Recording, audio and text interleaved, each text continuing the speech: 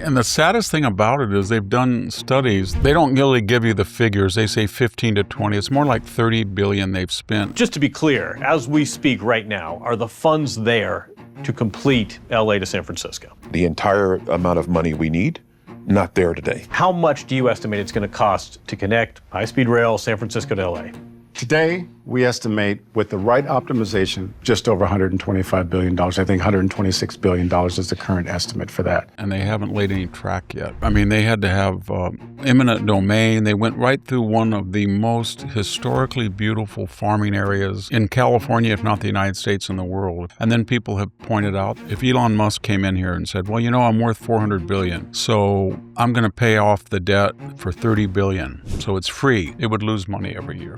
It would lose millions of dollars. Most certainly billions of dollars that have already been invested in the project. And the project now has in excess of $100 billion budget. Tuesday will be Power Plant Day and Bridge Day, all wrapped up in one in Iran. There will be nothing like it, exclamation points. Open the blanking straight, you crazy bastards, or you'll be living in hell. Just watch. Praise be to Allah, President Donald J. Trump. I think we're seeing a deliberate replay of what we used to call the Nixon Madman bomber bad cop, good cop. Nixon, 1973, during the Yom Kippur War, and especially with Vietnam earlier in the Christmas bombing, he told his National Security Advisor, Secretary of State, Henry Kissinger, in particular cases that would be the Egyptians and the Arabs that were fighting Israel and their Russian sponsors, as well as the North Vietnamese. Kissinger was supposed to say, playing the role of Vance. Desperate to get a peace. I'm working for a madman. He's crazy. He's capable of anything. And then Nixon went to DEFCON 3. And Kissinger, I don't know how to control him. I do not know how, but I tell you, he means business. And it worked they got a settlement with the Egyptians. They saved the Egyptian Third Army in Israel. And then the same thing where they had the Christmas bombing, and then it didn't work out long term, but there was the peace. But I think that's what they're doing. And if we have time, your favorite person, who you knew well, Fang. I didn't know her well. Well, okay. Well, you've known her personally. I bumped into her when she was monitoring all columnists who said anything nice about Japan. And I wrote something nice about Japan. She said she wanted to visit me to get my thinking straight from the San Francisco consulate office. And the next thing I knew, she called and said she was outside the door of the Hoover Institution.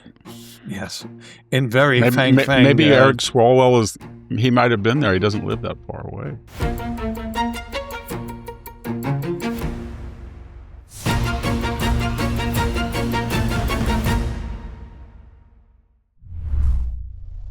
Well, hello, ladies, and hello, gentlemen, and welcome to Victor Davis Hanson in his own words on the Daily Signal. I'm Jack Fowler, the host, and Victor is the Martin and Ely Anderson Senior Fellow at the Hoover Institution, and he's a senior contributor at the Daily Signal, which also carries his other weekly, it's not weekly, it's 4 or 5 times a week, Victor Davis Hanson in a few words, 5, 7, 9-minute videos. Check that out.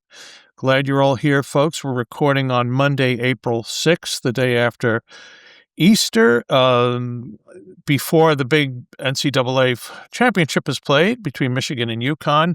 I may be crying later in the week. Or I think you will be. I hope you're not. Well, I saw Michigan just destroy Arizona the other night, so they are a formidable team. This episode will be up on April 9th, Thursday, April 9th. Also, more importantly, Victor, between when we're talking and when this is up, only the Lord knows, and maybe Donald Trump and the mullahs, what is going to be happening in Iran. But I have several questions to pose to you about developments from the last couple of days, including the president's very blue-languaged Easter Sunday threat to Iran and some subsequent activity. We have biolabs in the news again. We have a graduate whiner who doesn't want to pay her student loans. Get your take on that. Donald Trump has issued an executive order on election integrity. And if we have time, your favorite person, who you knew well, Fang Fang. I didn't know her well. Well, okay. Well, you've known her personally. I guess. bumped into her when she was monitoring all columnists who said anything nice about Japan. Yes. And I wrote something nice about Japan. She said she wanted to visit me to get my thinking straight from the San Francisco consulate office. And the next thing I knew, she called and said she was outside the door of the Hoover Institution. Maybe Eric Swalwell he might have been there. He doesn't live that far away. Well, this is really a story about Eric Swalwell, but it's of course related to Fang Fang. Anyway, we'll see if we have time for that. We'll do all this. We'll get the ball rolling on Iran when we come back from these initial important messages. If you enjoy Victor Davis Hanson, you might enjoy the Daily Signal's flagship show, The Tony Kinnett Cast. The same common sense perspectives you love, weekdays at 7 p.m. Eastern. And unlike some of the other evening shows, we work up until showtime to bring you the latest breaking news, analysis, and good old American sarcasm. Tom Tillis, I'm pretty sure might have been useful at one time as a doorstop. Find The Tony Kinnett Cast on YouTube, X, radio, TV, or wherever you get your podcasts. We are back with Victor Davis Hanson in his own words. By the way, Victor's website, The Blade of Perseus, is victorhanson.com. Please do check it out and subscribe. And when you do that, you'll be able to read the articles twice a week. Victor writes exclusively for The Blade of Perseus and one exclusive video. And I don't know, maybe in a few days we'll see a link to your book up there, Victor, the forthcoming book, Counter-Revolution. So let's get cracking on Iran. I mean, the most recent news when we're talking, Victor, is Donald Trump. I'm looking at a Fox headline that the president and JD Vance's point man. So what's the, let me see the JD Vance. JD Vance, this is a Daily Mail headline. JD Vance leads desperate all-night scramble for Iran peace deal as Trump sets deadline and warns, I'll blow up everything. This was this morning on the Daily Mail.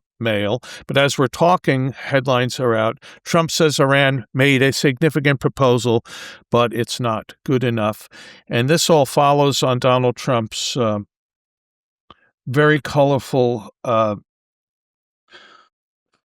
social truth media posts from Easter Day. Tuesday will be Power Plant Day and Bridge Day, all wrapped up in one in Iran. There will be nothing like it, exclamation points. Open the blanking straight, you crazy bastards, or you'll be living in hell. Just watch. Praise be to Allah, President Donald J. Trump. Okay, Victor, there's a big ball there. What's your assessment? I think we're seeing a deliberate replay of what we used to call the Nixon Madman bomber, bad cop, good cop. And what I'm referring to is Nixon during the Yom Kippur War, but on other earlier occasions, 1973, and especially with Vietnam earlier in the Christmas bombing of 73 and earlier, he told his national security advisor, Secretary of State Henry Kissinger, to more or less tell in particular cases that would be the Egyptians and the Arabs that were fighting Israel and their Russian sponsors, as well as the North Vietnamese, that Kissinger was supposed to say, playing the role of Vance. Desperate to get a peace. I'm working for a madman. He's crazy. He's capable of anything. And then Nixon went to DEFCON 2 or maybe 3, DEFCON 3. And Kissinger, I don't know how to control him. I do not know how, but I tell you, he means business. And it worked they got a settlement with the Egyptians. They saved the Egyptian Third Army in Israel, and then they had a Yom Kippur, and then that led to, Sadat and Begin, and then the same thing where they had the Christmas bombing, and then it didn't work out long term, but there was the peace. But I think that's what they're doing. And I think Trump is also saying, Vance is saying, I'm getting killed by my MAGA base. And Tucker wrote the other day that the empire was over. He's happy. The American empire is over. He said that. He said that Trump has given up on the empire. So apparently what he's saying is that the Candace and Trump and others' advocacies have materialized in real policy, and Trump has come over to his point of view. I guess that was the subtext. He didn't say that explicitly, but he said Trump has kind of shrugged his shoulders. I think Vance then is going to play that role. It could be effective. I mean, he tells people, he can probably tell the Iranians, or he can tell the Europeans or the Gulf states or Israel. He said, Trump is so frustrated, and you guys make fun of him and all this. He's under enormous pressure, so I don't know what he'll do. Can't we get this thing settled before we unleash him? The other thing is, like you, we're all a little upset when the President of the United States uses the F word. I am a little bit. I say, what do I qualify it as a little bit? Only because the left is really criticizing him, but they put out videos with the F word. People in the Democratic Party from the halls of Congress, when they're giving speeches, use the F word. They use this. They had a whole campaign, if you remember, it was called DFU Trump. We're going to DFU the United States. All this stuff. It was just filthy. And they say the SH. So I wish he wouldn't do it, because I think our side doesn't do that as much as the other side and shouldn't do it at all. But I think it's part of this role playing he's doing, that he's a madman when he says praise Allah and all of this stuff. He wants to get the impression across that he's at the end of his tether and he can think and do anything. And he's got the biggest, most powerful military in the world that just rescued in a brilliant rescue operation, downed airmen.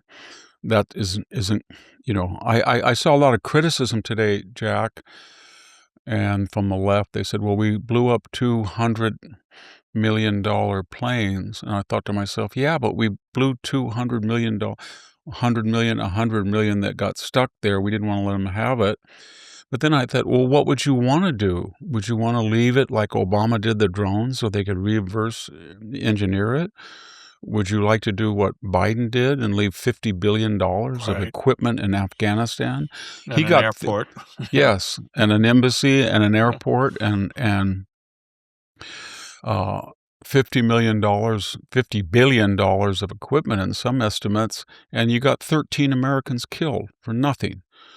Or would you want to do what Hillary did and Obama did in Libya, where we had CIA and contractors and special forces people trapped, and they had been warned earlier to beef up the consulate? They thought that would be a sign of, militarism, or would offend the Libyans. And even when they were under assault, we knew that American forces in Sicily could have come at the earliest moment. They could have been there with at least drones to give them air support, and they didn't do it. And so I thought Trump really showed that he cared a lot to use assets to save an American soldier. They had about 300 people involved, as compared to what the Obama administration felt when we had the people killed in Libya and didn't send aid, or the Clinton administration when everybody remembers Black Hawk Down and that weird Orwellian scene of Pakistani tanks coming to help us, and we were told that our forces had requested armor and heavy equipment, and Clinton had refused to give, ship over Abrams or anything. So there's been a tendency in the past that presidents have not taken seriously the danger of Americans in precarious positions, will not let them be armed fully. And Trump's different. He used all the resources of the United States to save one person. And then it was successful. And he lost 2 planes, which is regrettable, but he didn't lose $50 billion, and he didn't crash a state-of-the-art drone in Iran like Obama did, and then was afraid to bomb it. And that was some of the basis for their drone industry, because they reverse engineered it. And so I think that's what Vance is doing. That's a long excursus on that. He's playing bad cop, good cop, and I think Trump is letting him do that to restore. I think he's getting very sensitive that there's been a lot of positive press, and deservedly so, about Marco Rubio. He's been wonderful, and Vance has this albatross around his neck of the hard right MAGA that is only polling about 6 to 7% on Iran in the Republican Party. And I think he is saying, I need to get into the scene of the action. And he's doing a wonderful job so far, and he's brought attention to the fraud. So I think Trump is trying to say, Rubio's getting a lot of attention, and you're the vice president. I understand that. So crack that fraud thing wide open in California. That'll be timely in the midterms. It's been going on. Everybody knows what's going on. It's a $250 billion fraud. JD, take care of it. And you know what? If you want to go over there and play a primary role in last-minute negotiations, that will elevate your foreign policy status and will give you some parity with Marco, and more importantly, you can show your MAGA core supporters that you tried to avoid the use of ground troops or something, or endless forever wars. That's what it's all about. Victor, back on your commentary about the one colonel who was saved by our special forces. I think I get the impression, just as a reader of the news, Donald Trump's very authentic about his concern for our men and women in the military. But if you go back 4 years, these were the same men being suspect as possibly white nationalists by the prevailing administration at that time. Absolutely. Yeah. It was even worse than that, because we paraded Mark Milley and Lloyd Austin and the chief of naval operations before Congress, a year after the George Floyd, and they all said that we should be reading, they all said lunatic things. We should be reading Professor Kendi. We should be reading about Marxism. We're going to look at DEI and white supremacy. And then they had a special investigation, and a year later, right before Christmas, they kept it quietly issued it, as they always do on a Friday afternoon. And what did it say? I read it. There was no systematic cabal of white supremacists and racists in the U.S. military. But they did accomplish the goal of DEI. They reduced by about 25 or 30% white male enlistments into the military, and it wasn't just extraneous. It was directly tied to this left-wing narrative that there's a bunch of old dummies, old good old boys, old rednecks that are still in the last century, and they're suspicious of vaccinations.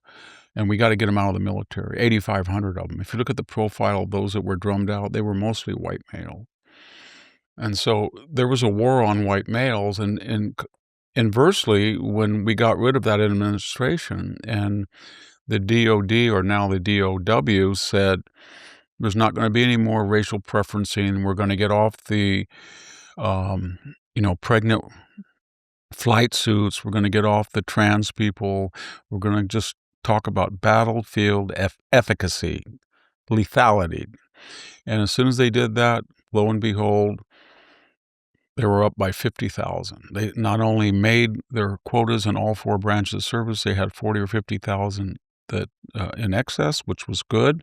And then, of course, typically of the bureaucracy and the media and the left, it has no connection, no connection at all. That these are, and then the data suggest otherwise. It's a stupid thing for the military under Biden to gratuitously insult and defame and smear the one demographic that statistically was dying at double their numbers in the demographic. So the left always says, whites are shrinking, and they're going to shrink to almost nothing, and there's only 68. It's not 70% anymore. It's 68. Well, if males are half of that, and I think it is 70%, that's 34% of the demographic, and that would be even smaller if fighting age men, but that group died at 72 and 75% respectively in Iraq and Afghanistan. So they were in the combat units disproportionately. You could use all the left's, Jack, all of their favorite terminology, but in a different way. They could say it has a disproportionate impact. There was no racial equality. There was no representation. There was no proportional balance. There was no diversity. I said that once, and some of my friends in the military said, that's kind of sick of you to talk about the dead in terms of diversity. I said, I didn't do it. They do. They have created this myth since Vietnam that non-white minorities die disproportionately in America's unjust wars abroad to create an imperialistic system that oppresses them at home. And that had been rebuked in Vietnam. It was rebuked in all of the wars since Vietnam. And it's not even the very poor. The people who die are people in the lower middle class and the middle class, and they're largely suburbanites and rural people. And they die at numbers that are quite disproportionate. The left always lies about death. The transsexual movement has a big thing about black transsexuals murdered. They actually have they're murdered at a lower rate than you or I, Victor. Yeah, I'm not a absolutely. transsexual. And they how about mass shooters going into school? They're much more represented than their demographics. But yeah. The left, cops kill blacks more than all this stuff is does the racial line. Remember, I think everybody knows by now that the left, it has a very peculiar mindset. It believes that because it's morally superior, because it's for equity and fairness and mandated equality, then it can do anything, any means necessary to achieve that morally superior, desirable end. So if it's COVID and they're arresting kids with skateboards outside, then Gavin Newsom will be at the French Laundry. Nancy Pelosi will be getting her hair done, and there'll be 1,000 healthcare workers who'll sign a petition that says, well, we think that racism is a more important health concern than breaking the quarantine that we said had to be enforced. So anybody want to go out and march for George Floyd and BLM? You don't really need to worry about social distancing. Just go out there. That one thing just destroyed all of their credibility. After that, nobody's had any belief in them. But again, it was... it's like sort of the wind industry when they tell them again and again it's killing peregrine falcons, it's killing eagles, it's killing wildlife, or the solar thing in the Mojave Desert was incinerating fauna. And they said, oh, well, it's for green. Same thing about the windmills off the coast of... New England and Massachusetts. Yeah, the Kennedy compound. It's all right to distort whales living, but they have everything is fluid for them. They make it up as they go along. Yeah. Well, Victor, every day Americans make choices that shape our country's future, right down to where cell phone providers, which ones we support. Here's what most people don't realize. Patriot Mobile isn't just a wireless provider. They're an activist organization funded by selling top-tier cell phone service, and they've been on the front lines defending our freedoms long before it was cool, standing in the gap where others wouldn't. And the best part is they deliver prioritized premium service on all three major U.S. networks, giving you the same or even better coverage, backed by a 100% U.S.-based customer support. Get unlimited data plans, mobile hotspots, international roaming, and more. And when you switch to Patriot Mobile, you'll help grow a movement that fuels the Christian conservative cause. Every bill you pay helps advance the values of faith, family, and freedom. Switching is easier than ever. Activate in minutes. Keep your number, keep your phone, or upgrade. Take a stand today. Go to patriotmobile.com/VDH or call 972-PATRIOT and use the promo code VDH for a free month of service. That's patriotmobile.com/VDH or call 972-PATRIOT and make the switch today. And we thank the good people from Patriot Mobile for sponsoring Victor Davis Hanson in his own words. Hey, Victor, I know you were on the road a couple of days. You're visiting family, and so you may or may not have passed some of the monstrosities that you've talked about in the past for the allegedly forthcoming California train system. But this morning, I do not watch 60 Minutes. Yes, we did, and I remarked to my wife, I said, you just passed Stonehenge, and you didn't remark on it. Yeah. Oh, I don't watch 60 Minutes, but I saw a lot of clips this morning on X, so I assume last night 60 Minutes did a report on the California transit system, or this train to nowhere, and from the clips I saw, it was long overdue takedown and going from Bakersfield, as we've talked, Bakersfield to Merced, not knocking the people. Bakersfield to Merced, yes. Yeah. And where are you? Oh, we're going to get this $125 million more to get to do this, and we're going to get it. So they would say where they're getting it from. You know, and the saddest thing about it is they've done studies that and you can't really. They don't really give you the figures. They say 15 to 20. It's more like 30 billion they've spent, and they haven't laid any track yet. Yeah. And a lot of it was weird they had to have eminent domain. They went right through one of the most historically beautiful farming areas in California, if not the United States and the world. If you go down to Kings Canyon, outside of that area by Hanford, there's these majestic 300-year oaks from the annual flooding of the Kings River, and they're all protected. You see these cotton farmers or wheat farmers, they deliberately and they farm around them, and you see these beautiful fields with these big oaks that are almost like they're like monuments, and they just went through there and just plowed up, and they broke those farms in two, so somebody would have 80 acres here, 40 on the other side of high-speed rail, then he'd have to go around, 7 miles to the approved station and go under, because, it can't have as many crossings.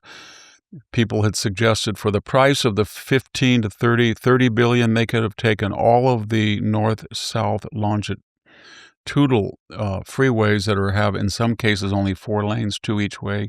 The 99, they could have gone from Bakersfield all the way up to the northern border with 6 lanes. They could have taken the 101 all the way from basically Ventura, all the way from LA, and they could have added and ensured that at least every mile of that all the way up to Northern California past Santa Rosa would have been 6 lanes, 3 each. They could have taken the I-5 all the way from where it joins the 99 near Bakersfield all the way up to the 580 and made it 3 lanes each way for a fraction. And then people have pointed out that if you gave the high-speed rail project to the people of California and you said, if Elon Musk came in here and said, well, I'm worth $400 billion, so I'm going to pay off the debt for $30 billion, so it's free, it would lose money every year. It would lose millions of dollars. They're going to have a SEIU type of union that runs it. They're going to have DEI mandates for it. And then the saddest thing is, Jack, right next to it is the Santa Fe Amtrak. And that corridor, they could have just said, you know what? They've already said it's not going to go 170 miles or whatever. It's going to go like 130 or something. But that track it doesn't have two tracks. So when you take Amtrak from, say, Bakersfield to Sacramento, you've got to sit there on a side track while the other one comes. But they could have, just for a fraction of cost, they had the land already. They could have had 2 Amtrak, improved them, and got those Amtraks up to 90 miles an hour for just a fraction. And now what's circulating is Gavin Newsom. They've uncovered all of these things when he was mayor of San Francisco, even when he was lieutenant governor, and he said, nope, it's not going to work. It's not going to work. Don't do it. Don't do it. It's not feasible. So it's just amazing about that guy. And, I think everybody has seen his wife, the actress or whatever she was, and she was talking about that safari tour of the southern states where, like, tourists in little buggies or something, they were going to look out at the animals, which were mostly white rednecks in Mississippi and Alabama. She actually talked about that, and then she talked about having reverse sex dolls for her boys and girls. Girls are going to do boys play, that's going to be really a fine thing to do. And then she's got this advising company where she talks about toxic masculinity. I think she's got a company that sells her videos to the state. And I don't know what the ethical implications of that are, but they've been playing her videos in 1,000 of California schools. He never says that it's 42nd. The schools are about 42nd in the United States. Yeah. And he never talks about their freeways. I think the American Trucker Association says don't go. Their members are discouraged to use the 99. as far as miles driven, it's the most deadly freeway in the United States. And I could go on and on. Steve Hilton's live been in a really state. good. You live in a racket. That's Well, I think Chris Rufo is absolutely right. $250 billion have been missing, and there's something that no one talks about, and it's the third rail. You just get tarred and feathered. Joel Kotkin will mention it once in a while, but nobody else will talk about it because you see about 50, maybe 60% of the state classifies itself as DEI, and about 27% of the state are foreign born. So you can't. They want reparations. The African American community wants reparations. The supermajority in the legislature wants DEI to overturn Prop 209. But what you can't say is if you look at the people involved in this hospice racket or the COVID racket, they tend to be recently arrived immigrants, a lot of them, or people that would classify themselves as DEI. And it's analogous to what we saw in Minnesota. And people say, I'm not going to write about that. I'm not going to say this particular community is overrepresented. This particular community is overrepresented. I'm going to talk only about these communities when they're underrepresented in getting federal funds, not that they're overrepresented and misusing them and committing fraud. And those committees, the two guys they just brought in, the couple, they were barred from using federal funds for their hospice. And then so they put their company in the name of their daughter. And when they had the guy in handcuffs walking out, he said, "Well, this is no thing. They've been investing in me for 5 years." It's like, come bring them on. They're all they all have, it's what people had always said, that these NGOs were the same thing, USAID is the same thing, and this federal money that goes into the state and is not audited by the state and encouraged not to be audited, then these people take billions of dollars and they recycle it, small amount, but a large amount in terms of politics, to Democratic politicians who approve it and oversee it. Well, Gavin Newsom should have been ashamed of himself, but we're long past that when he said, I think 2 days ago, it's not our fault. It's federal money. Yeah, Gavin, the federal money is the purse. They give it to you, and stupidly they trust that you're honest and that your agencies will spend it in a wise way. And then you just squander it and commit fraud and steal it, and then you blame the federal government for giving it to you. And they should cut it off. And what we're going to see pretty soon in the midterms is the new budget. The left is going to say Donald Trump is increasing the defense budget from roughly $950 billion to $1.5 trillion. And that's for all of these new drones and the space anti-missile system and some new technologies, and to replenish our stocks. And they're saying, he's cutting, and he's not going to just print the money. He's going to cut it from these programs that are fraudulent. But the left is going crazy. It's the Iran war. No, the Iran war will cost about, if it lasts 6 to 8 weeks, about $50 billion. It's not going to cost $500 billion. The $500 billion is to rectify the fact that we let our defenses slide, but they want more money for all of these programs, and every single one of them is fraught with fraud. Yeah, there's slush funds for the left. Well, Victor, we're going to talk about, what are we going to talk about? We're going to stick in California. We have the biolabs. We'll get to biolabs. And then I'd like to raise something.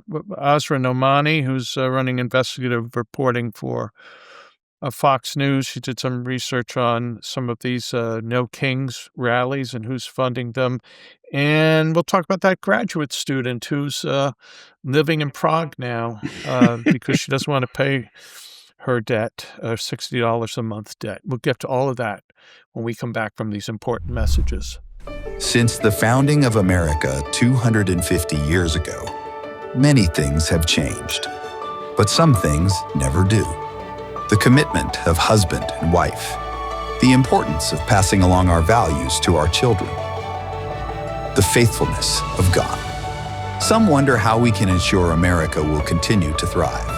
As long as we keep first things first, we've only just begun. America, the beautiful. And we are back with Victor Davis Hanson in his own words. We're recording on Monday, April 6th, this episode will be up on Thursday the 9th. I hope all our friends and viewers who worship the good Lord had a happy Easter, and to our brothers and sisters in Abraham that the Passover is going to be special and holy for them. Let's start with these biolabs, Victor. Here's a headline from the Daily Mail: shocking discovery of secret China-linked biolabs housing vials of COVID, HIV, and Ebola amid fears America is a sitting duck for bioterrorism. And this was about a discovery of an unauthorized biolab in Las Vegas with links to China. I won't read this whole thing, but the house, this is biolab/house, has also been listed as collateral for bail by a Chinese national with suspicious ties to the Chinese Communist Party. His name is Jia Bei Zhu, who was arrested in 2023 after being accused of operating a similar unauthorized biolab in Reedley, California, which you have talked about. And I think at one point you did a little work there yourself. I think it's the H.R. Hamilton packing house. I worked there for not a long time, 2 weeks, 3 weeks. And it's right on the Reedley railroad tracks. You just drive down Manning Avenue. It's right there. And it's kind of I guess the strategy was, we're going to put this biolab right in the most visible place in the entire little town. And people will just, and it worked until they saw some water coming out of it. And then there was a very strange veil of secrecy once the locals were really good, the city and county, and then the state came in and put a hush on it, and we're investigating it. But at some point, if you have this biolab and it has all these deadly diseases and it's deliberately put in a rural, nondescript place in the sense that people don't know, none of your listeners outside of California or maybe even inside know where Reedley is, and you have the same thing in Las Vegas, and you compound that with the 2 Chinese nationalists that were caught trying to put explosive devices at a U.S. base. If you combine that with the mysterious drones that they spotted that were of military caliber going over in Louisiana at a B-52 base, if you put all that together, and then we could even add the Iranian niece of the late General Soleimani, the arch terrorist that probably had a hand in killing more Americans than any other terrorist entity when he was the architect of the shape charge IED export to Iraq and even Afghanistan. You put all that together, you have to ask yourself, Jack, what in the world is wrong with the United States? Why would you let these Chinese nationalists come in? And then we had the anchor baby thing that just was surfaced, that these 2 people were anchor babies that set these bombs, and their parents were illegal aliens for 23 years. Why do we do that? I was glad that Rubio just told Miss Soleimani, who's an internet influencer. I don't know if you saw the pictures, but she looked most un-Islamic. Yes. She did. Why her father was instrumental in forcing women in Iran to wear burqas and have no rights at all. She was exposing flesh for cash on the internet. And she had a fancy car, and she thought, I'm living in, as Joe Biden would call it, chump city, and no one's going to deport me, and I can say what I want. And the Chinese thought, well, you know what? We can open a biolab right in front of you people. We can I guess they're saying to us, man, these people are stupid. We plant biolabs with these dangerous viruses right in their country. We have a balloon go across and nothing happens. We got a couple of people get a little out of hand and trying to put bombs at a military base. We got some more guys our guys are putting drones. What does it take? these people are stupid. If one person set foot in China and did that, they would be in our gulag and you'd never hear from them again. So they have contempt for us. They really do. And then you add this to all across the country, the Confucius centers that was shut down finally, or the Chinese police that works parallel to ours to go after Chinese students that are dissidents. We had a good old Stanford University a few years ago hired a lecturer in neuropsychology who was she was a colonel in the People's Liberation Army. So I don't know what it is. I don't know if it's the DI. They're master propagandists. Every time that you try to crack down on them, they allege racism or the 19th century yellow peril or the Asian internments in World War II, anything. But at some point, we're just going to have to say, you know what? We're going to stop a lot of this immigration until we can audit it and ensure that it's diverse. And we're not going to allow people in from countries that are designated an enemy of the United States. And that's 4 countries, essentially Russia, China, North Korea, and Iran. Just nobody comes in that's coming directly from those countries. Nobody. And I think that would be a lot safer. And then we could say to all of them, no American's really going to go to Iran. No American's going to go to North Korea. No American's going to go to Russia. No American's going to go to China. And I think we wouldn't lose more. I don't think we would make unhappy more than 20,000 capitalists, big business guys. That's about it. We'd be a lot safer. I thought I saw some figure a week or two ago, Victor, that there are hundreds of thousands of Chinese who these tourism births, came over here, had the kid goes back to China, but fully intending to vote in American elections because they claim that right. So all this stuff is quite disturbing. And they have no ideology except one thing.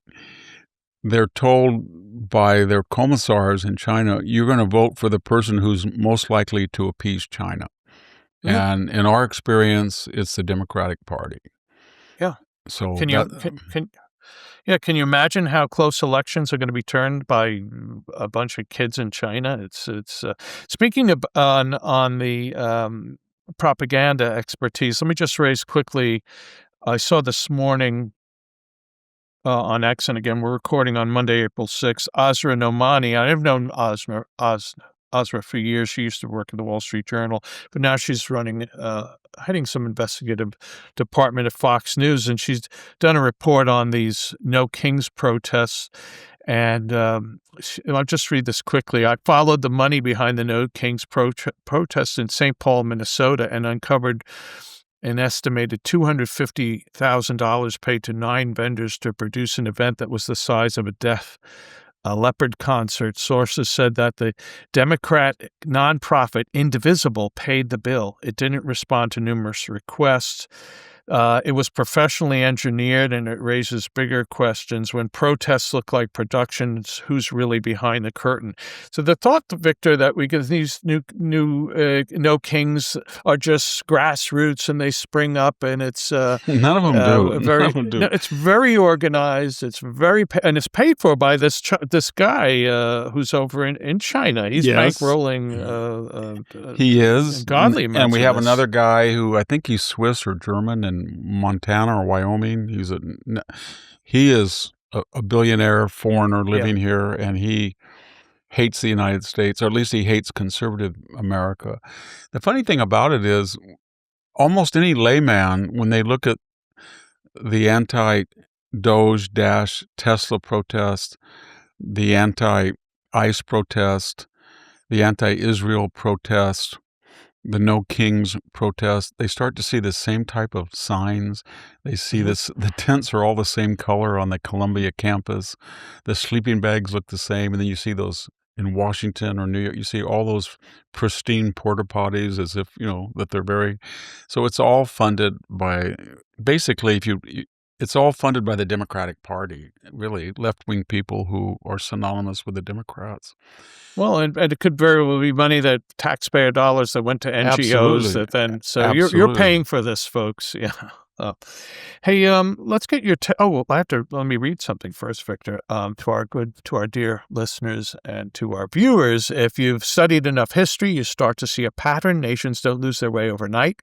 They drift through debt and division until one day you realize the foundations you thought were permanent were never permanent at all. Today, America is spending at levels once reserved for wartime. We've normalized deficits that would have stunned earlier generations, and policymakers now debate whether the only path forward is more intervention, more printing, more distortion. But here's the historical truth. Every society that pushed its currency beyond discipline eventually paid a price. The wise, though, never waited for collapse. They prepared for the correction, and that's why so many thoughtful Americans, especially those nearing retirement or in retirement, are reallocating part of their wealth into something that has outlasted every paper experiment in human history, physical gold, not as speculation, but as insulation.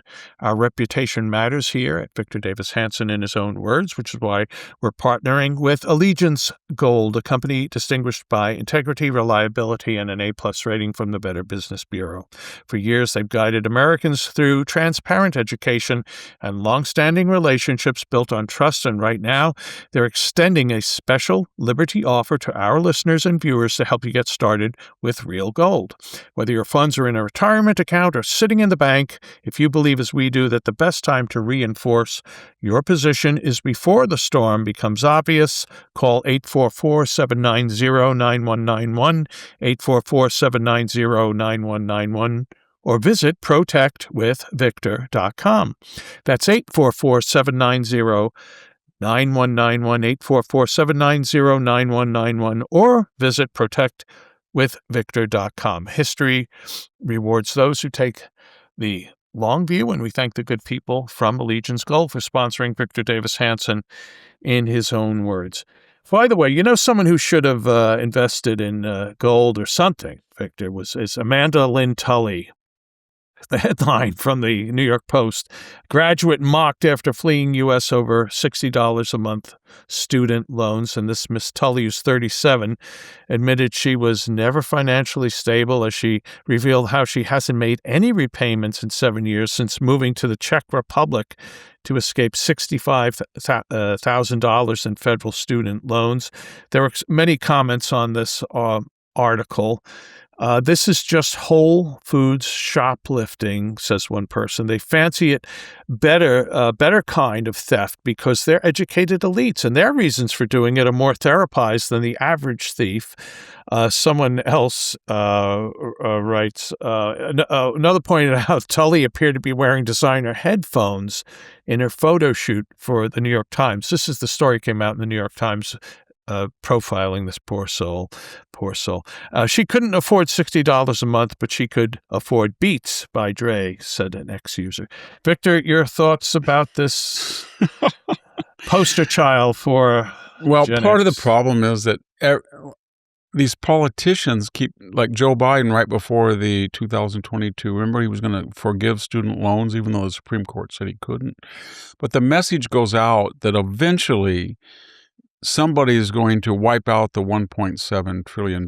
So then everybody waits and said, I don't want to be a sucker and pay my full way. But Trump should come out and say, we're not going to do it. We're not going to do it. Maybe if you are in a particular profession that is vitally needed by the United States, we might give you some credits, but we're not going to do it. And we're going to start taking these funds out of your IRS refund, or we're going to use the IRS to collect it. It's $1.7 trillion. It also tells us you shouldn't have the federal government just blanketly guaranteeing these loans, because what the universities have done is they look at their budgets and they think, wow, we're really top heavy in administrators. In a 20-year period, the CSU campus, the largest university and system in the world, increased the faculty by about 3% and the administration by about 200%. And that's where the money is, because those salaries are fantastically large. But if you just said to all, we're not going to get into the business, because what they did was they just said, well, tuition can go up higher than the rate of inflation because the federal government's going to cover it. And they just borrow, they go to a local bank. And it's not cheap, Jack. It's not like they're getting zero interest loans. Some of them are 5 and 6 and 7% through private banks. It's not the interest rate necessarily that's so good about it. It's the fact that it's covered by the federal government. So if you default, the universities get their money. And so what we should be telling universities is, you guys have some of you have huge endowments. Why don't you cover your own loans with your endowment?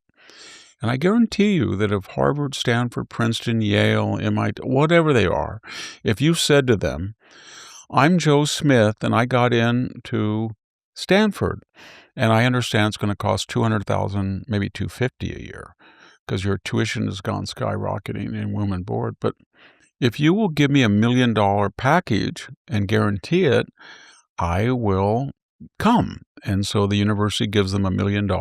They go to a private bank at 6%, and the university says, we'll guarantee it if he defaults. And then you know what the university would do? They would call him in every 3 months and say, what are you doing right now? How many units are you taking? And they would monitor, and they would cut their tuition costs. They would do anything because there'd be competition, and there would be moral hazard. The moral hazard would shift. And so that's what we need to do. The other thing is, we all know, Jack, and I know in my family, not my immediate family, but my friends and family and that people owe money to the federal government. And it's not the prevailing mindset, the longer they don't collect, the less I have to pay. It's sort of like you go in and, it reminds me of my grandfather, the Swedish war veteran and horsebreaker. He had a kind of he was born in 1889, but around 1930, in the middle of the Depression, he had a shifty, I like that term, Adam Shifty. That's where he had a shifty brother-in-law named Jack. And every once in a while he'd say, oh, I only had $800 in the bank. I gave Shifty Jack $500. He said he was going to use it for a funeral, but he didn't. They lived it up. It was my wife's sister, so I had to. And so when he got really sick, and he'd been severely gassed. His lungs were in worse shape than mine. Only had half of each lung, and then it developed into mouth cancer because he had eaten poisoned food in World War I and ate out a lot of his gums and stuff. But he says, your dad didn't want to collect, and here I got the cancer. He called it the cancer. I got the cancer.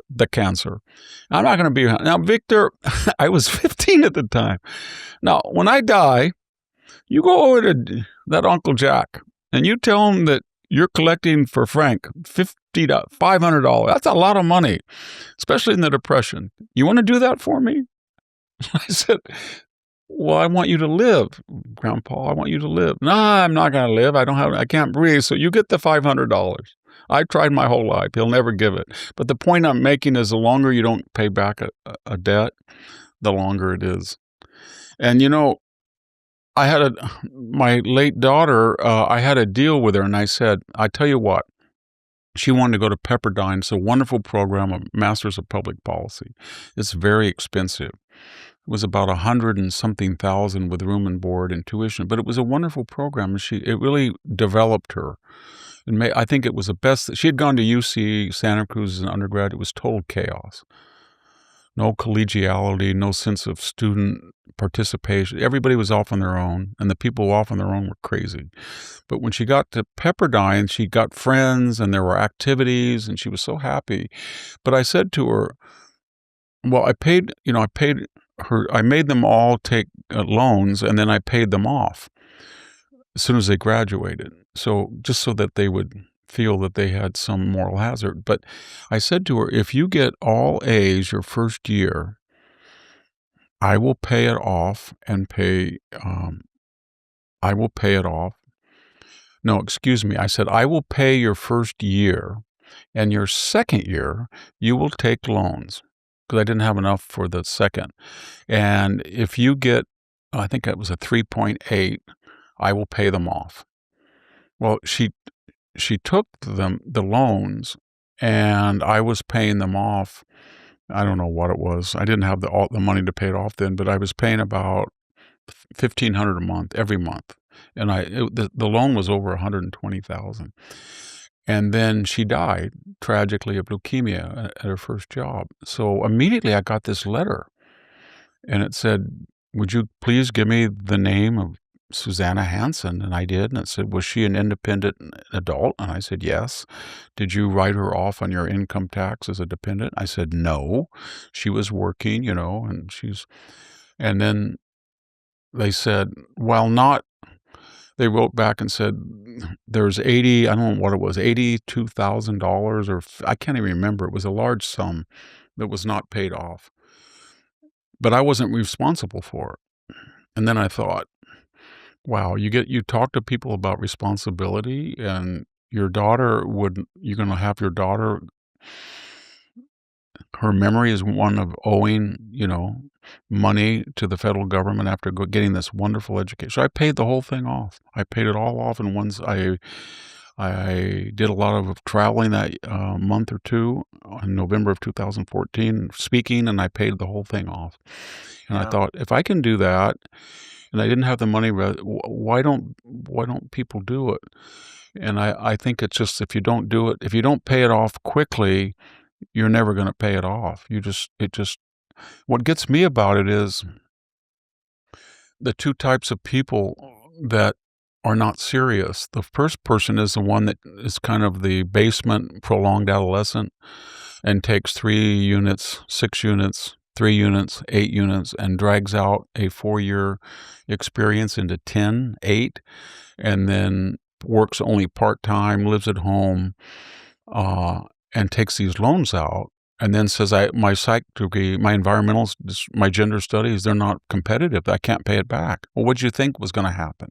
Yeah. And then the other are the middle-class person that's a very good student and a hyperachiever, and they get a loan from their undergraduate. They go into a business school, med school, law school.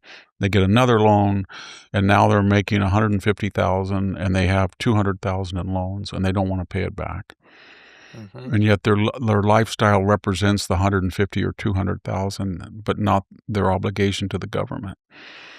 So I think the whole problem with our society is we have an amnesty society. There's no consequence. You shoot somebody, there's no consequences. You go onto a train and butcher a beautiful young girl who's a guest at our country, there's no consequences. And take out a big loan, tell the government, try to get it out of me, I'm poor, I need a new video game, or I need new tires on my car, or whatever. There's no consequences. And people want a consequential society. They really do.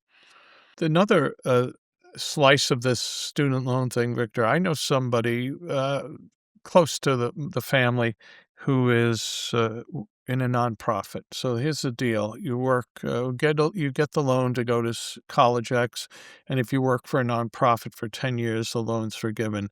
Now, I work, that's my business, is the land of where I work at Amphil's, and you're on the board of Bradley, and, you're very knowledgeable about things nonprofit, and there's so many wonderful nonprofits out there. But nonprofits also are being sprung up for all kinds of terrible reasons, and they are the pass-through for all this funding of all the madness in our society. Anyway, I'm thinking, like, why? Because you work for a nonprofit, quote unquote, should you get this absolved? And then that feeds into also this other mindset of young people. What do you want to do when you get out of college? I want to work for a nonprofit. What does that mean, even? I want to work for that's a good point. And I'm really lucky. I've been on the board, I think, for 12 years of the Bradley Foundation. They have the most superb staff. When they give reports and somebody says, well, I think this group is really, and then they ask the staff, and they say, when they reject a declination, they say something to the effect that, they'll say they're almost robotic. They're so good. They say something like, well, the $27,000 that we gave them was supposed to go there, and we went and checked and saw, we didn't see any direct tangible results about that gift. And then we look at the overhead, and they have more administrators per endowment than is recommended. And then and they can spot anything, I'm kind of being a caricature now. I said the money that was supposed to go to the museum, they went to a caricature of Jesus Christ. and so, you're just sitting there and you think, if because people find out who are on the board and they'll call up and say, "Hey, Victor, I got a patriotic organization. They need 300,000. You think, well, really? But then you mention it to a staffer and they say, no problem, no problem, no problem. But what I like about the staff is they treat the Bradley money as if it's their own. You know what I mean? If it's it's precious, and they audit them and they ask for accounting, and then they're so good at it that the Bradley Impact Fund, people will give to that fund anonymously usually, and then they'll just say to me, we want to help orphans, we want to help veterans, whatever it is. They'll find the approved organization and connect the two, and they don't make a profit out of it. No. But it's a very good organization. Yeah. My only problem is I don't know if I can fly to Milwaukee three times a year or 2 times. It's a little bit of a struggle. Well, anyway, I'm not denigrating nonprofit. I'm denigrating the abuse of nonprofits here, and there's a lot of that's gone on to the detriment of America. A lot of it. Hey, let's wrap up the show today, Victor, with getting your take on Donald Trump's executive order that he put out last week it's called Ensuring Citizenship Verification and Integrity in Federal Elections. And there are any number, if you ever look at an executive order, the A, B, subsets, all sections. So it's, but the two main things that I take out of this are he's directed Homeland Security to coordinate a list of everyone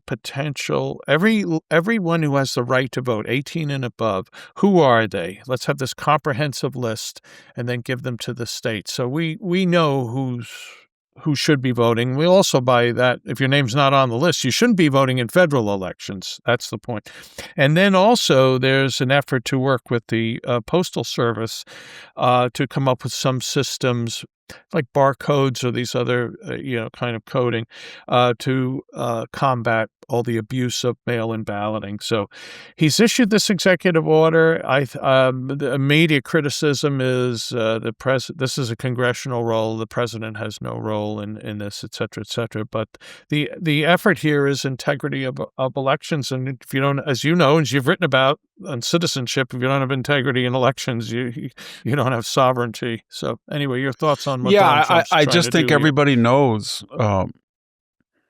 The thing about Trump is when he starts screaming and yelling, he's written off by the left as an election denialist. But when Stacey Abrams still says that she's the real governor of Georgia and she was ripped off, then that's considered a wise and sober assessment. But he's onto something that when you have that many people coming in for anchor baby deliveries and you have that open border, there has to be an overall reason, a cause for that. And then you ask yourself, who is benefiting? Now, of course, the employers they want cheap labor, but it's basically the left-wing Democratic Party because they know that traditional meritocratic immigration prior to 1965 gave you people like Cubans, but middle class and wealthy Cubans, and people like the Hungarians that were fleeing the revolution, the middle classes, and Europeans and people like that. And they didn't want them because they were successful and they were educated and they tended to be conservative. So their idea was we're going to end that and we're going to let in as many people from Asia, Africa, but especially the Western Hemisphere who are poor and need entitlements, and that will grow the welfare industry and provide SCUI employees, and it will give us a constituency. And when we institute mail-in or early voting, and then we tell everybody that they're racist or illiberal if they dare ask for an ID, then we're going to have these people fluidly get into the system. And they do. 2.5 million ballots were double registered in California. If you talk to a leftist, he'll say, well, all that is, Victor, it's Billy and Tommy went away to college, and they registered at college, and they got their ballots. And me, being a patriotic Democratic parent, when another ballot came here out of it, I just tore it up. That's all it is. No, that's not. That is happening, but very rarely. It's more like you go in and get to the disability office, then you go to the DMV office, and then you go to another office in California. Nothing to do with voting, and they will register to your vote. And you just say, my name is Victor Davis Hanson. My name is Davis Hanson. My name is Victor D. Hanson. And I live at 8343 da-da-da-da, and da-da-da, and you change it, and you get multiple ballots. And then you hire people, your NGOs, Jack, to get out the vote. And they are notorious doing what they do. That's why in 2012, Barack Obama Lois Lerner, they just went after any group that was going to be for a nonprofit that was going to do things that might check election integrity or be conservative. They just shut them down and wouldn't allow that to happen. So I don't know. I'm getting to the point where it's just it's almost a fusion. When you say left, Democrat, election fraud, ballot fraud, registration, open borders, anchor babies, it just blends into one ideology. And the ideology is there should be no borders. We're a universal community, and everybody should just be able to come and vote.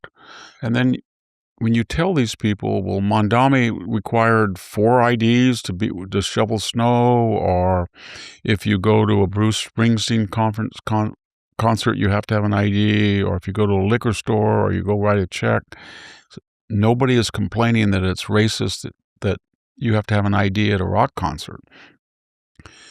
So, and then when you look at the polls, and minorities overwhelmingly support ID because they don't want to be characterized. They like it. I mean, it's so patronizing by the left. They think, well, I'm going to pat a little minority voter on the head and say, I'm your protector. You don't have an ID. Now, I know you have one. Or now they're saying, it's very hard to get a birth certificate. No, it isn't hard to get a birth certificate. You can get it right online. You can get almost a passport on it. It's very easy to do.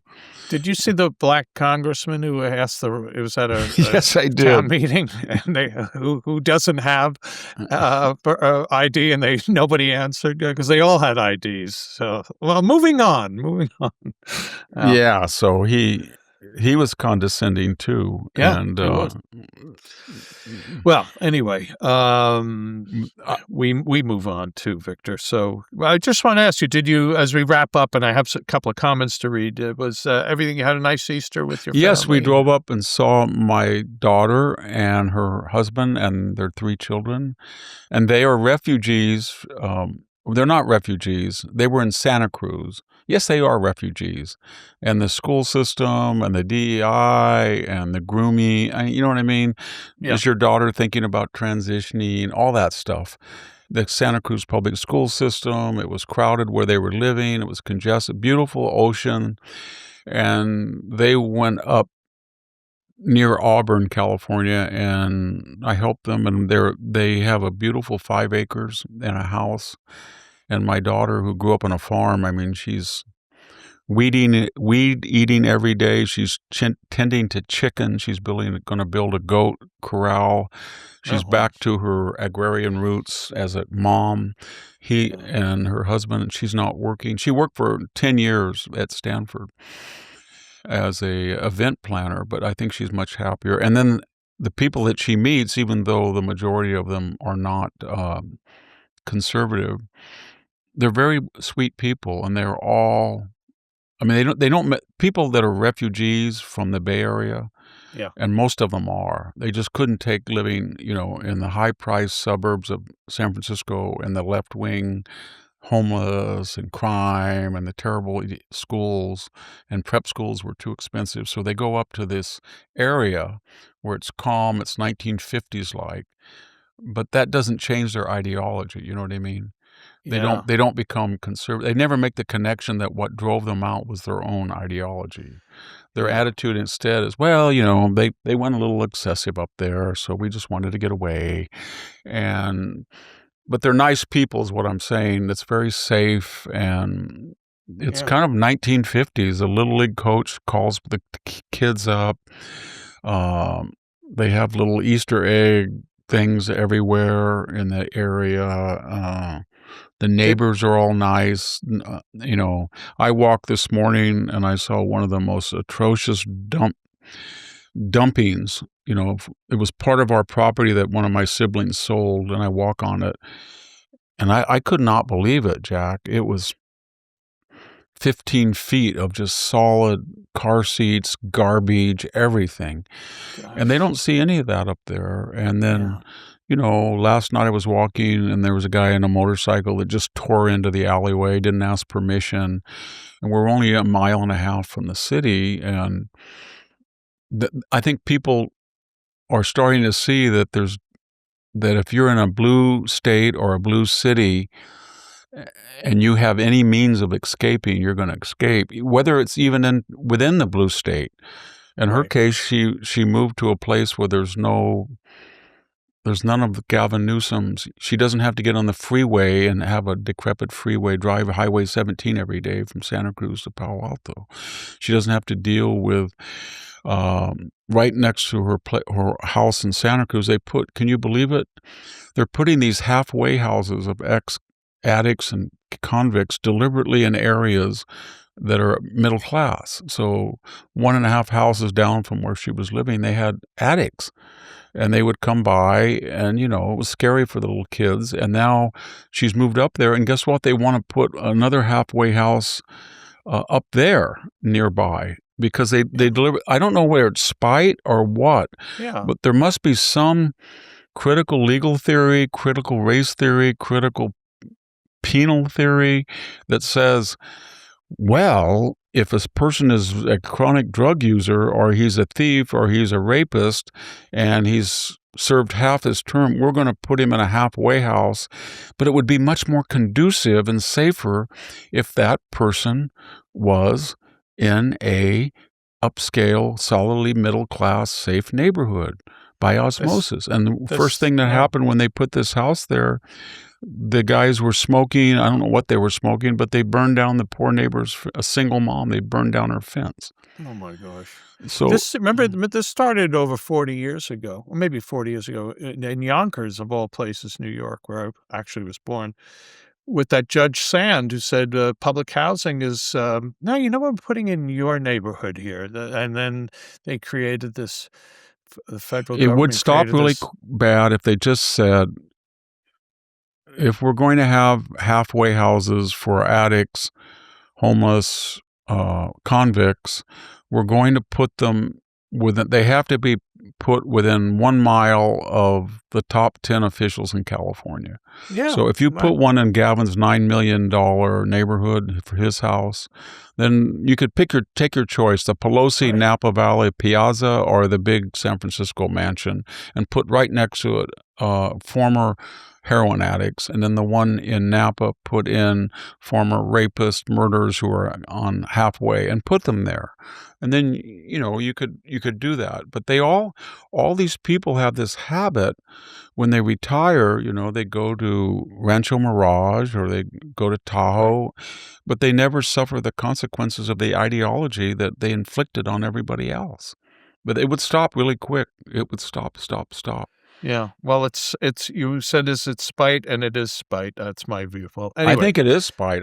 Every time I have a visitor that comes to my place, they drive down a particular way from the freeway, and they first thing they say, "Do you feel safe here? Yeah. Did you see what I saw on that intersection down from you?" I said, "Yes." Yes. Yeah. Yes, this is an experiment. It's called an open borders experiment. Mad Max, Road Warrior. Yeah. Okay, I have 3 comments that good people took the time to write, and we tried, Sammy Wink, the great Sammy Wink, and we try to go through the comments on YouTube and other places. So here's just a few of them. Yul Guro 3346 writes, Dear VDH and Sammy, Thank you for a truly amazing interview. Great expose of Europeans. There's a lot of hate and envy towards U.S. Elites poison masses too. Useful idiots don't need freedom. They are doomed to live under the modern version of Nazism, which is Islam. Then we have Mia MD3K1KI, writes that these many viewers, Victor, are watching. They want to comment on things they see. Sammy, you look extremely rested today. Lovely with such a kind demeanor. Your choice of color is very flattering. Always the epitome of class. Thank you both for everything, Mr. Hanson, the GOAT, the greatest of all time, at simplifying very confusing topics. Great bunch at the Daily Signal across the board. Thanks again. One last comment. This isn't even a comment. This is an interesting point from Lynette Paluk, 2775. Has anyone mentioned yet that IRGC stands for Islamic Revolutionary Guard Corps, not Iranian? The current regime are occupying not natural-born Iranians. That, to me, makes the difference between regime change, in quotes, and returning Iran to her people. Love this show, and so glad you're with the Daily Signal. That's a very good comment. Yeah. Although I see it in the media more Iranian than Islamic. But did you see the clip of all the people driving in from Iraq, Shia radicals that are now coming in to beef up the Iranian street thugs that are going after dissidents? They're coming in from Iraq. Just very quickly about the other comment about Europe, I think we're really at a watershed. I really do, because we're worried that that issue about Spain and France and Italy and Britain not wanting us to use shared NATO bases in their airspace is much larger for two reasons. They have promulgated this lie that they went to Iraq. Only about 3 countries did in any sizable number: Australia, Britain, and France. Germany, no. But my point is, they've got this idea that they were in sizable number. UK and Australia did pretty well, but and Iraq and Afghanistan. But those, at least Afghanistan was a UN-sanctioned effort, okay, and I thought it was in their mutual. But if that's their benchmark, then they're in big trouble, because that doesn't apply to the things they said to us. They said to us, Ukraine is a European problem, and if they don't hold this line in Ukraine, they'll be in Europe. So we want you as a NATO partner but we said it's not a direct confrontation with an enemy. It's to protect a non-NATO member. And we're over here, so we'd have to go across the world and help you protect. Yes, that's what you have to do as NATO. And then we said, they came to us and said, there's part of the NATO alliance wants to bomb Gaddafi out of power for the Arab Spring. And we said, what? Yes, we want you to come here and lead the bombing. This was a European initiative. Then they said to us earlier in 1999, Milosevic is a threat to humankind. And we said, well, not really. He's a threat to Europe. Well, yes, he is. Serbia, this is the Balkans. This is Europe. But, well, you have over 2,000 jets. Oh, no, we need American know-how. We need your technology. We need your leadership. We need you to hold off the Russians while we do that. Okay. And then France comes to, and then there were worse. There were the unilateral. France comes to us. Well, we have a neo-colonial problem in Chad, and Gaddafi and the Islamicists are going to flip Africa. Can we have 1, 2, 3, 4, 5 from you? Yes. And then, earlier, Falklands, Thatcher. I like Thatcher. She said, this is bad if a NATO partner would lose its colonial possession by outright theft. We need the following: A, B, C, D, E. That's what it's about. Right. When they want to do, that's what's going to change. When they want to do their singular operations, either France or Britain or any of them, we're going to say no. And when they want to do a NATO-inspired effort to protect a particular entity in Europe, and it's not in direct connection with an attack on a NATO member, we're going to say no. And the reason that they're doing this, and I think this is the most important part of this final rant, I don't know how to say this, but they are becoming very different people, Jack, than we are. They, on so many issues, euthanasia, abortion, open borders, defense spending, fertility, free speech, they're not Western in their way of thinking. They've repudiated the Judeo-Christian ethos, and it shows in their productivity. I mean, we're 35% bigger in actual producing power of our GDP. We're bigger, and it's just not even close in labor productivity. It's not even close in per capita income. And it was at the millennium. It was kind of not close, but they were not lagging. Right. We increased productivity, I think, the last 15 years by some staggering 35, 40%, maybe higher, and they only did like 12. So economically, they're slipping badly because of what I just outlined, their decision to not use fossil fuels to the full extent they could. And then more importantly, when you look at culturally, even our bankrupt universities, of the top 10 in the Times literary the higher education supplement, I think 7 of them are American out of 10, and the only 3 are British because the British did the survey, the other 3. But every single barometer, cultural influence, movie income, popular music income internationally, it's just all the U.S. And our system, whether you like it or not, creates more goods and services and opportunity and freedom and prosperity than theirs, and more security. And we're going to have a real come to our deity moment, because we're going to have to tell them, I don't even know if you guys are Western anymore, because we believe that 15% of your continent that's Islamic is more radical than the Muslims in the Middle East. I think if you ask the British and the French and the Italian Muslim community, if you poll them if you could get an accurate poll of them versus the Iranians, I think the Iranian people would show less confidence in the theocracy in Iran than the Muslim population in Europe. No brainer. Don't you?